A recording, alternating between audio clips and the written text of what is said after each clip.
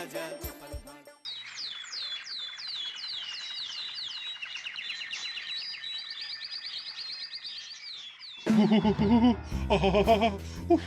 এখনো জ্বলছে। তোমাকে এসে থেকেই দেখছি ঘটিতে আঙুল ডুবিয়ে বসে আছো, কি হয়েছেটা কি? আর বলবেন না মহারাজ, আমার গিন্নি চলে যাওয়ার পর থেকে তো হাত পুড়িয়ে খাই। আজকে সত্যি সত্যি রান্না করতে গিয়ে হাত পুড়ে গেছে, তাই তো? হ্যাঁ মহারাজ, আপনি একদম ঠিক ধরেছেন। বেশ, বুঝলাম, কিন্তু এখনো গোপাল এলো না। মহারাজ, আপনার জন্য একটা পত্র এসেছে। কই কই দেখি।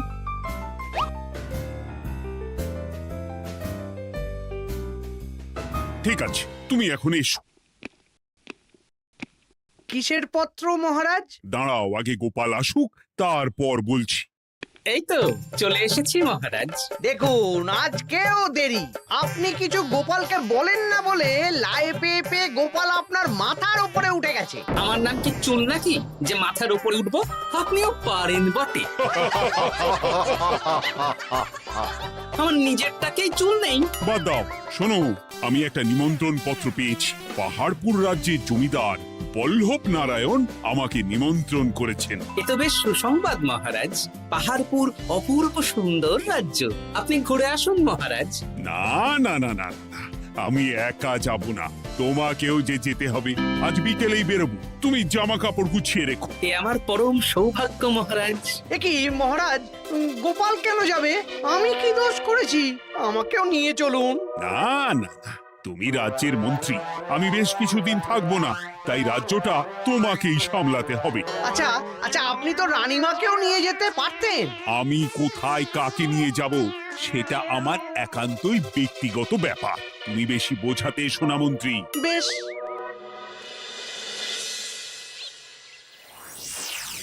গোপাল গোপাল আর গোপাল, এই গোপালের জন্যে আমাদের কপালটাই মন্দ থেকে গেল। মন্দ না, বলুন বন্ধ থেকে গেল। সব সুযোগ ওই গোপাল পাবে, আর আমাদের বেলা ছাই। আজকেও গোপাল রাজসভায় দেরি করে এলো, তবুও বেটাকে মহারাজ কিছু বললেন না। বলবে কি? উল্টে মহারাজই তো গোপালকে ঘুরতে নিয়ে যাচ্ছেন। পাহাড়পুরে গিয়ে ভালো মন্দ আহার করবে গোপাল, আর আমি রাজ্য পাহারা দেব। হ্যাঁ, ঘেন্না ধরে গেল এই জীবনে। গোপাল যতদিন আছে ততদিন কিন্তু আমরা ওই ফুলে ফেপে উঠতে পারবো না। গোপালের যেন 7 খুন মাপ। আমরা তো বানের জলে ভেসে এসেছি। আপনি তো গোপালকে তাড়ানোর অনেক চেষ্টা করেছেন, কিন্তু কিছুতেই কিছু হয়নি। হবে কি করে? গোপালের একে ওই ক্ষুরোধার বুদ্ধি, তারপর মহারাজের উপর অগাধ বিশ্বাস, দুটো মিলেমিশে এক হয়ে গেছে। মাঝে মাঝে তো মনে হয় বেটাকে মেরেই ফেলি। আমার দু চক্ষের বিষ।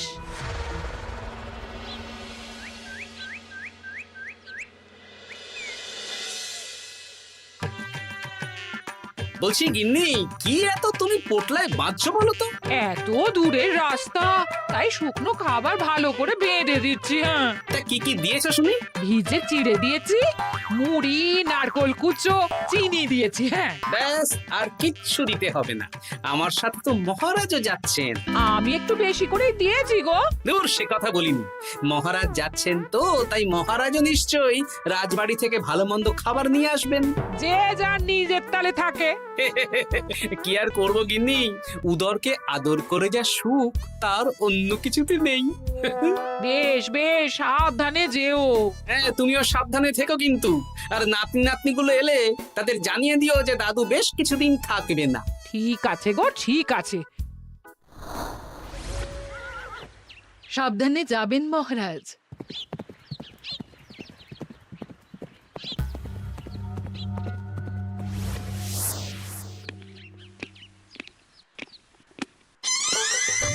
তুমি হুটহাট করে কোথায় চলে যাও বলো তো?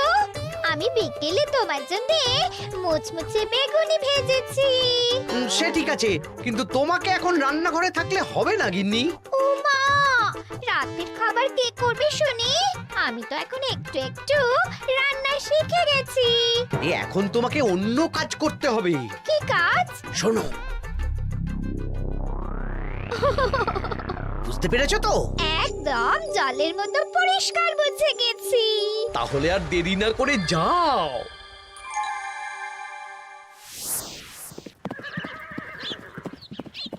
মহারাজ একটা কথা বলতে পারি? বলো গোপাল। আমরা পাহাড়পুর জমিদার বাড়িতে যাচ্ছি কেন? তুমি তো জানো আমাদের সেনাপতি এখন একা একাই নিজের সংসার সামলায়। হ্যাঁ, ওই ঘটনার পর থেকে তো সেনাপতির জন্য ভালো পাত্রীও পাওয়া যায়নি। পাহাড়পুরের জমিদার বল্লভ নারায়ণের একমাত্র কন্যা এখন বিবাহযোগ্যা, তাই আমি আর তুমি দেখতে যাচ্ছি। সেনাপতিকেও সাথে নিয়ে গেলে হতো। না, আগে আমরা যাব, মেয়েটা কেমন সেটা বিচার বিবেচনা করে ফিরে আসব। তারপর যদি সেনাপতি রাজি হয় তখন আমরা বাকি ব্যবস্থার দিকে এগোবো, তাই তো? একদম তাই। আর তোমার চেয়ে ভালো মানুষ চেনার ক্ষমতা আমার জানা আর কেউ নেই, সেই জন্যই তো তোমাকে নিয়ে এলাম। এ আমার পরম সৌভাগ্য মহারাজ।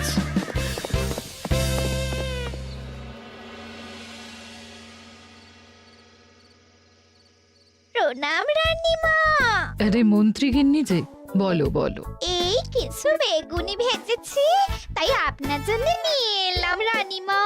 সরলা, তুমি ওটা রান্নাঘরে নিয়ে যাও। আচ্ছা রানীমা। মা, এই গয়নাটা পরে কি সুন্দর লাগছে আপনাকে। নতুন নিলেন? না না, বছরখানেক আগে বিবাহ বার্ষিকীতে মহারাজ গড়িয়ে দিয়েছিলেন। একটা কথা বলবো রানীমা? বলো না, কি বলবে? আমার মনে হয় আপনাকে আমাদের মহারাজ না আর আগের মতন ভালোবাসেন না।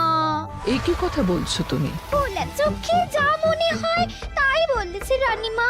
এই দেখুন না, মহারাজ হঠাৎ পাহাড়পুরে ঘুরতে চলে গেলেন আর আপনাকে নিয়ে গেলেন না। নিশ্চয়ই কোনো কাজ আছে, তাই আমাকে নিয়ে যাননি।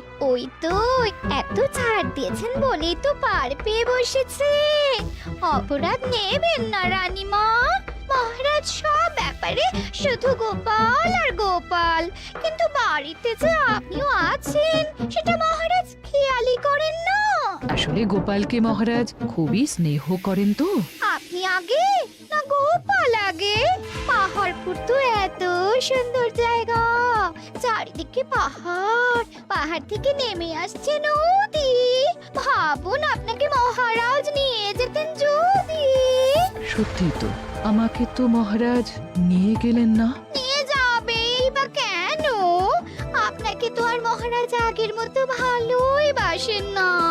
সব ধ্যান জ্ঞান এখন শুধু গোপাল। হ্যাঁ সত্যি তো, আমি তো এটা ভেবেও দেখিনি কখনো। গোপালই আপনার কপাল পুড়িয়েছে। আসছে রানীমা।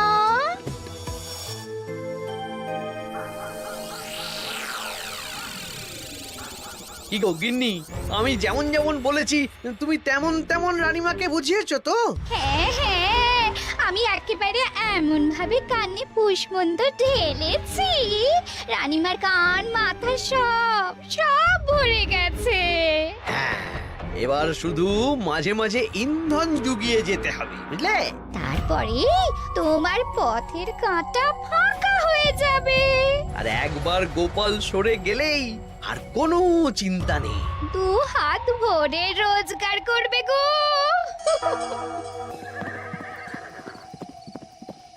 কি কেমন লাগছে যাত্রা? বেশ ভালোই মহারাজ।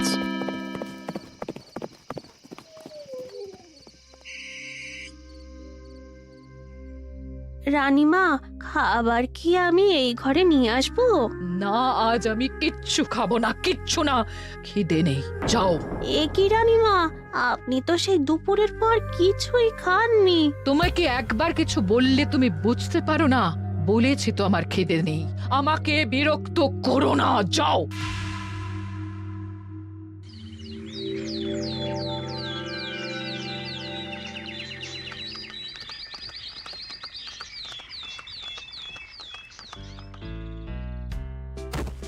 আসুন মহারাজ কৃষ্ণচন্দ্র, আসুন আসুন আসুন। কি সুন্দর জায়গায় পাহাড়পুর, মনে হচ্ছে বেশ কিছুদিন থেকে যাই। তা থেকে যান না।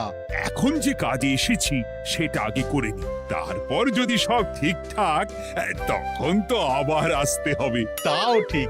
এই বিমলা মা, এদিকে আয়। এই নিন কমলা লেবুর শরবত। বেশ সুন্দরী দেখতে মহারাজ। নিজের মেয়ে বলে বলছি না, বিমলা সব কাজ নিজের হাতে করে। বাড়িতে পাঁচটা দাস দাসী আছে, তাদের কাজই করতে দেয় না। বাহ বাহ বাহ, ভালোই তো। আপনার মেয়েকে তো বেশ লক্ষ্মীমন্ত দেখতে। ও অনেক ছোটবেলায় মাকে হারিয়েছে, কিন্তু নিজের ইচ্ছে পড়াশুনো রান্না বান্না সব শিখেছে। যেমন হাতের রান্না তেমনই মাথায় বুদ্ধি। রান্না তো খেলেই বুঝতে পারবো। হ্যাঁ, আজ দুপুরে সব রান্না তো নিজের হাতেই করছে। আমি ওকে কিছু প্রশ্ন করতে চাই। দাঁড়িয়ে আছো কেন মা? বসো। মহারাজ, আপনার অনুমতি নিয়ে আমি বিমলাকে কিছু প্রশ্ন করতে চাই। করো না। আচ্ছা বিমলা, তোমার বয়স কত? আসছে শ্রাবণে আমি 19 বছরে পড়ব। আচ্ছা, শ্রাবণ মাসে জন্ম, বর্ষাকালে। বেশ বেশ। আচ্ছা বলো তো, মেঘের ডাকে জল ছেড়ে ডাঙায় উঠে পড়ে, মানুষ তাকে হাতে পেলে নিয়ে যায় ঘরে, এটা কি? কই মাছ। বাহ বাহ, এবার বলো তো, এমন কোন জিনিস যেটা একান্তই তোমার কিন্তু অন্যেরা বেশি ব্যবহার করে? আমার নাম। বাহ বাহ বাহ বাহ বাহ, খুব সুন্দর খুব সুন্দর। আপনার মেয়ের মাথায় বুদ্ধি আছে। আচ্ছা আচ্ছা, আরেকটা প্রশ্ন করব। বলো তো, একটা অঙ্ক পরীক্ষায় তোমার বাবা 100-তে 90 পেয়েছে, তুমি 100-তে 100 পেয়েছো, আর আমি 100-তে 95 পেয়েছি। তাহলে কে বেশি বুদ্ধিমান? আপনি বেশি বুদ্ধিমান। এমা, এটা তুই কি বললি রে? তুই তো 100-তে 100 পেয়েছিস, তাহলে তুই বেশি বুদ্ধিমান হবি না? না না, আমি হলে তো বুদ্ধিমতী হব। দারুণ দারুণ। জমিদার মশাই, আপনার মেয়ে সত্যি বুদ্ধিমান, না মানে বুদ্ধিমতী। এবার দুপুরের ভুরি ভোজটা খেলেই বুঝতে পারবো হাতের জাদু।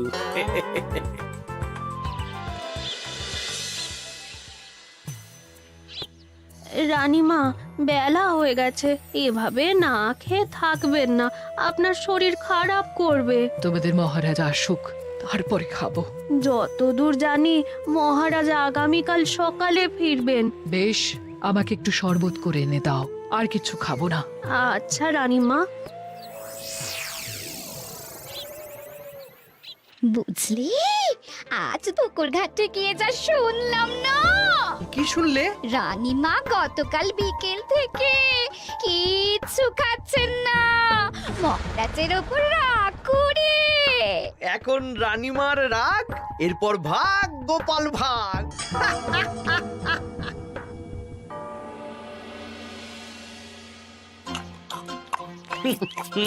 সত্যি বিমলা, তোমার হাতের রান্নার কোনো তুলনা নেই মা। আমাদের সেনাপতি তাহলে আর হাত পুড়িয়ে রান্না করবে না বলছো? সে যদি কর্তাগিন্নিতে রাগারাগি হয় তখন। মা আমার লজ্জা পেয়েছে। তা আপনাদের কোনো আপত্তি নেই তো? কি যে বলেন, আপনার রাজ্যের সেনাপতি বলে কথা।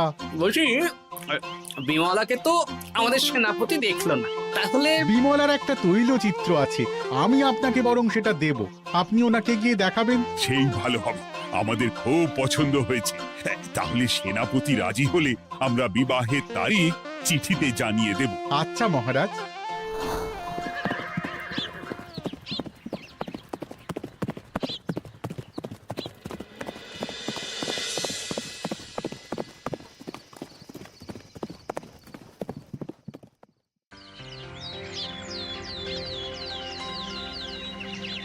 মহারাজ, আমি তাহলে আসি। যাওয়ার পথে আমি সেনাপতির সাথে কথা বলে নেব। হ্যাঁ হ্যাঁ গোপাল, এসো। বেশ ভালোই কাটলো পাহাড়পুরে। হ্যাঁ মহারাজ, অনেক ধকল গেছে, যান গিয়ে বিশ্রাম নিন।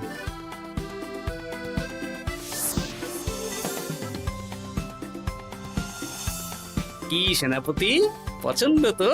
হ্যাঁ, খুব পছন্দ হয়েছে গোপাল। তোমার চোখ তো দেখছি একেবারে জহুরির চোখ।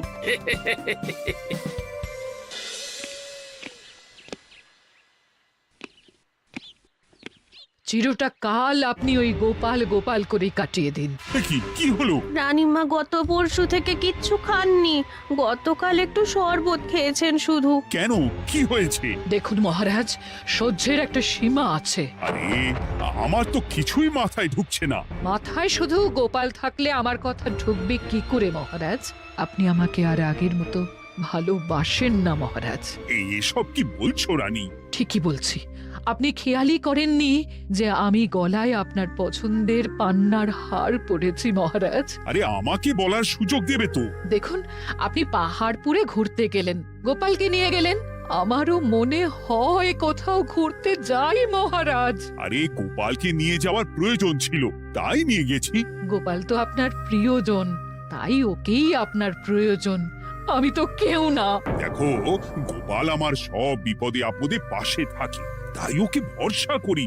সেটা তো তুমি খুব ভালো করে জানো। আজকের পরে হয় গোপাল থাকবে, না হলে আমি থাকবো। না না না, এ হতে পারে না। গোপালকে আমি সরাতে পারবো না, আর কাউকে সরানোর জন্য কোনো কারণ তো চাই। আর কারণ যদি আমি দিয়ে দিই? কি কারণ? আপনি গোপালকে বলবেন আমার সাথে আপনার ঝগড়া হয়েছে। বেশ, তাতে কি? আপনি গোপালকে বলবেন ও যেন আমাকে বলে আপনার কাছে ক্ষমা চাওয়ার জন্য, আর আমি ক্ষমা চাইবো না। ব্যাস, আপনি এই সামান্য কাজটা গোপালকে করতে না পারার জন্য ওকে তাড়িয়ে দেবেন। ওকে মাত্র 7 দিন সময় দেবেন। ব্যাস। ঠিক আছে, আমি এক্ষুনি গোপালকে ডেকে পাঠাচ্ছি। দেখো গোপাল, এখন যদি রানী আমার কাছে ক্ষমা না চায়, তাহলে কিন্তু আমি বাধ্য হব তোমাকে রাজসভা থেকে তাড়িয়ে দিতে। আচ্ছা মহারাজ, বুঝেছি। রানীমা আপনার কাছে ক্ষমা চাইবেন, কিন্তু তার জন্যে আপনাকে আমার কথা মতো কিছু কাজ করতে হবে মহারাজ। কি কাজ বলো? বুঝেছেন? হ্যাঁ। না গোপাল, আমি মহারাজের কাছে ক্ষমা চাইতে পারবো না। দেখুন রানীমা, আমার মনে হয় আপনার ক্ষমা চাওয়াই উচিত। পুরুষ মানুষের মন বলে কথা, যদি বেশি দিন আপনি মহারাজের সাথে এরকম তিক্ত সম্পর্ক রাখেন, তাহলে কিন্তু মহারাজের মন অন্যদিকেও চলে যেতে পারে। এমনিতেও কি গোপাল? না, কিছু না রানীমা, শুধু এটুকু জেনে রাখুন, রাজবাড়ির মাঠে বাঁশ বাঁধা হবে। মানে কেন?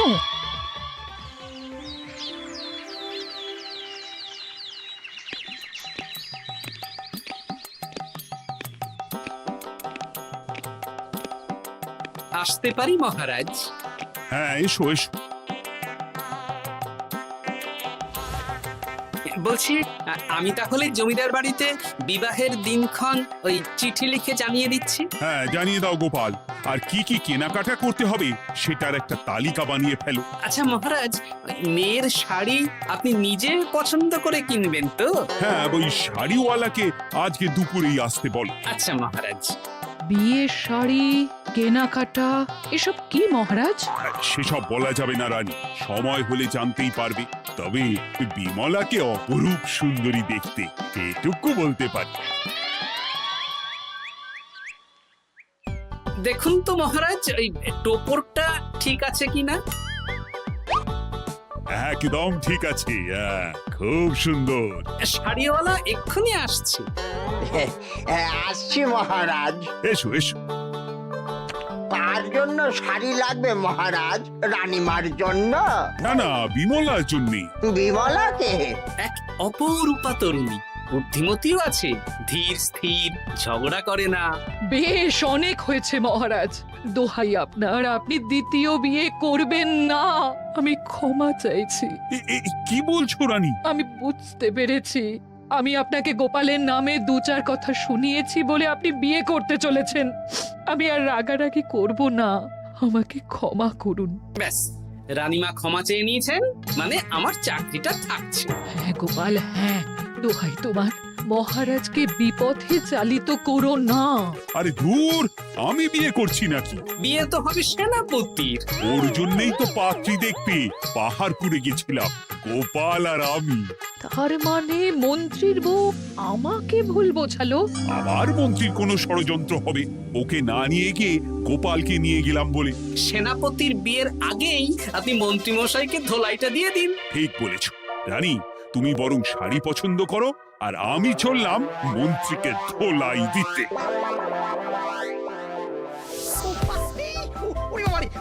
তুমি এত নীচ, তোমার গিন্নিকে দিয়ে রানীর কানে বিষ ঢালা? ভুল হয়ে গেছে, ক্ষমা করে দিন। এখন মন্ত্রীমশাই ভ্যাঁ করছেন, কদিন পরে সেনাপতির বিয়েতে প্যাঁ হবে ছাদনা তলায়।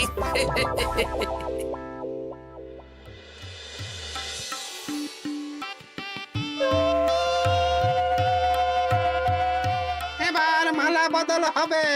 এবার বুঝবে মালার কি জ্বালা। কি বললে? হ্যাঁ?